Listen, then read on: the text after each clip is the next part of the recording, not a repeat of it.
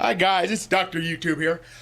It's Louder with Crowder, and he's talking to Chris Lieben from UFC, and they're talking about painkillers and drug problems and gun control. And I wanted to chime in here about painkillers, about how he's right about how the doctors just give out painkillers left and right, and then I beat painkillers myself. Life's getting better, but he makes a lot of sense here because doctors just give out pain. Once my doctor too, I tried to tell him, can you put me on some type of methadone, and my doctor wouldn't, because he says, oh, we can't prescribe those, but they could put me on morphine. You know what I mean? I didn't get that far, but right. And so they were injecting it all of a sudden, like, go home. This guy going through much pain. Wussy with a capital P, but I can't move my legs. So you think they would have thought something when they had to put me in a wheelchair and call a friend to wheel me home, and I wasn't walking for a while. So they put me on Percocet, Valium, Soma, and some. I think prednisone is like a steroid to bring down the inflammation. So yeah, that's a cocktail. And at this point, I rarely took aspirin, you know, and so since I haven't really struggled with that, I just took and I would take way too many because I was living alone and I would just forget, you know. So I'm like, oh, my back hurts, I'm gonna take my pills. 10 minutes later, oh, my back hurts, I'm gonna take my pills. And it was only 2 weeks, and I just ran out. You know, only 2 weeks, thought, well, the prescription's done, that's it. And I just felt like crap. I just took the pills from the doctors, and my doctor then in New York, in Texas at the time, was over Christmas, said, well, did you taper off of it? And I said, no, they just gave me these pills. And he said, well, what are you taking? He looked at it, he said, you cannot be taking this dosage. He said, if you're feeling, and all I felt was like kind of just groggy and nauseous, he said, they're probably going through withdrawal. So they gave me another half prescription. I tapered off, and it was never an issue, but I thought, wow, doctors told me to do this. Yeah, absolutely. And, you know, I feel so much better since I've been off painkillers. Be good there too, you know, as far as, you know, monitoring and you know, a pain management system. Right. You know.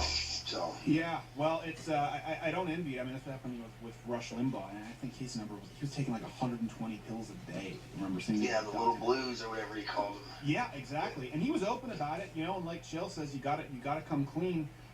It's one of those things. It's not like, you know, heroin or a street drug or something where it's exactly like that. Oh well, this just comes to you. Besides that.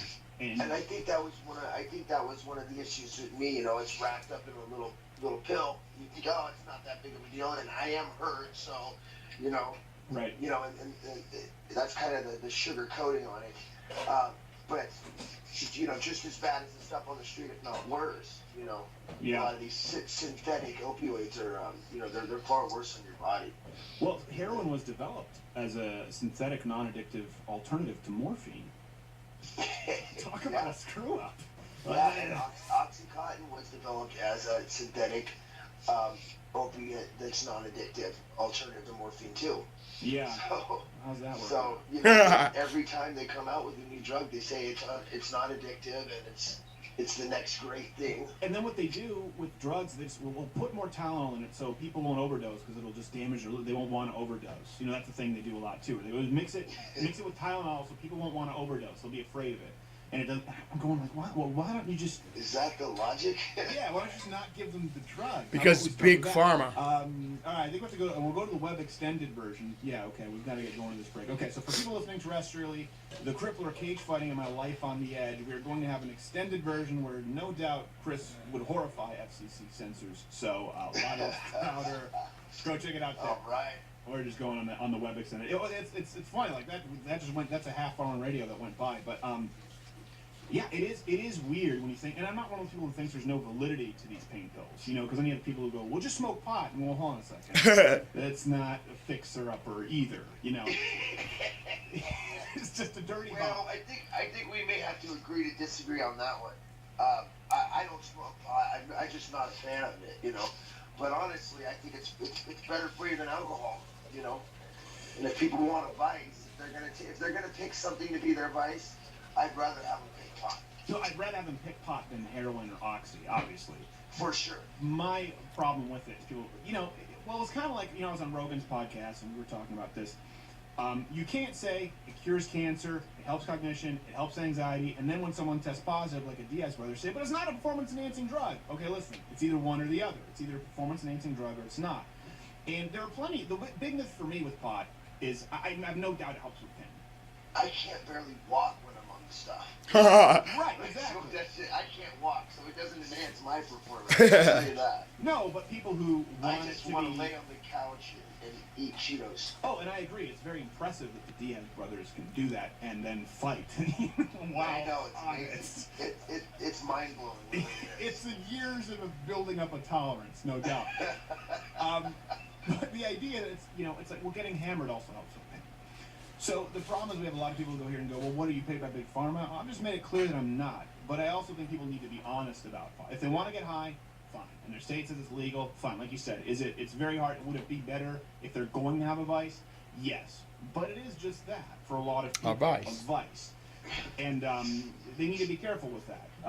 Especially, I mean, it's the idea that it's Big Pharma keeping them. I mean, Big Pharma are the ones who stand to make the most of pot. They've patented, I think there's about 7 patented drugs.